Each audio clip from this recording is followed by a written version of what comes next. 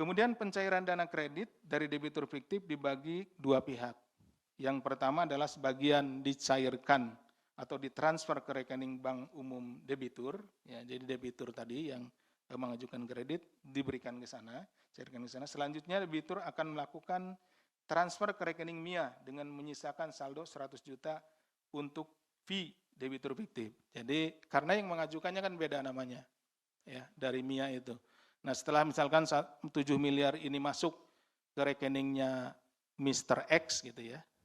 Nah dari sana Mr. X ini akan transfer balik ke saudara MIA ini sebesar 6 miliar 900 juta. Disisakan 100 juta gitu ya. Untuk fee-nya dia gitu ya. Karena dia dipinjam namanya. Kemudian sebagian yang mengendap pada rekening simpanan debitur pada Bank Jepara dikelola oleh saudara AN. Data tersebut ditarik AN dan dipindahkan ke rekening penampungan. Bahwa selama periode April 2022 sampai dengan Juli 2023 telah direalisasikan 40 debitur fiktif dengan jumlah plafon kredit 263,5 miliar. Dari jumlah tersebut digunakan untuk, ini penggunaannya, biaya provisi sebesar 2,7 miliar, biaya premi asuransi ke jam krida sebesar 2,06 miliar, di mana terdapat kickback ke JH dari asuransi ini, yaitu 10% ya, 206 juta. Kemudian biaya notaris sebesar 10 miliar, di mana terdapat kickback ke IN sebesar 275 juta dan ke AN sebesar 93 juta rupiah. Kemudian fee untuk 40 debitur fiktif sebesar 4 miliar ya. 4 miliaran 4,85 miliar, kemudian sebesar 95,2 miliar digunakan oleh saudara JH, yaitu manajemen BPR Jepara untuk memperbaiki performa kredit macet. Tadi karena ada kredit macet di awal ya, itu disuntik 95,2 miliar. Ada yang dibayarin untuk angsurannya, kalau yang sudah mau selesai kemudian diselesaikan atau dilunasi. Dengan membayar angsuran, pelunasan beberapa kredit bermasalah BPR Jepara, serta digunakan JH untuk membeli mobil Honda Civic Turbo dan mengambil 1 miliar.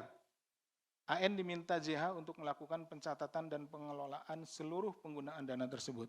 Kemudian yang terakhir sebesar 150,4 miliar digunakan MIA untuk membeli tanah yang digunakan sebagai agunan 40 debitur fiktif sekitar 60 miliar, angsuran kredit 70 miliar, membeli aset kepentingan pribadi dan memutar dana agar seolah-olah untuk usaha beras. Bahwa dana kredit hanya diputarkan MIA ke rekening-rekening pribadi, PT BMG dan perusahaan lain agar tampak seperti transaksinya trading beras. Jadi di antara rekening-rekening yang milik dia saja. Seperti kalau nanti di neracanya, pembukuannya itu kelihatan bahwa ada uang masuk, uang keluar gitu. Jadi terlihat aktif seperti itu. Padahal itu hanya di antara rekening milik MIA sendiri. Terhadap realisasi fiktif tersebut, saudara MIA memberikan sejumlah uang kepada tersangka BPR Jepara sebagai berikut. Kepada saudara JH sebesar 2,6 miliar, kepada saudara IN sebesar 793 juta, mohon maaf, pada saudara AN sebesar 637 juta, saudara AS sebesar 282 juta, kemudian juga memberikan uang umroh untuk JH, IN, dan AN sebesar 300 juta rupiah.